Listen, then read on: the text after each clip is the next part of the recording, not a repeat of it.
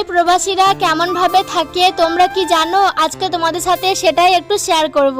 আসসালামু আলাইকুম এভরিওয়ান, আমি মৌসুমী। কেমন আছো সবাই? আশা করছি সবাই ভালো আছো। তো সবার আগে সন্ধ্যাবেলা আমরা গিয়েছিলাম আমাদের রুমের কাছাকাছি একটা রেস্টুরেন্টে। আসলে আজকে ঘরে বসে থাকতে না খুবই বোরিং লাগছিল, ভালো লাগছিল না, তাই দুজন মিলে একটু খাওয়া দাওয়া করার জন্য গিয়েছিলাম। আর আমাদের সাথে তোমাদের দাদা ভাইয়ের একটা বন্ধুও ছিল।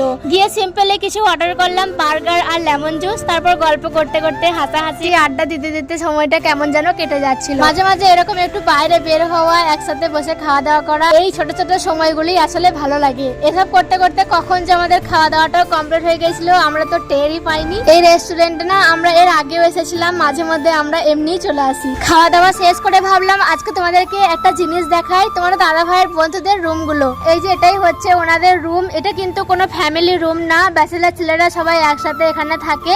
আর এখন তো কেরালাতে গ্যাসের বেশ সমস্যা চলছে, তোমরা তো জানোই, তাই ওরা কিন্তু স্টোভে রান্না করে।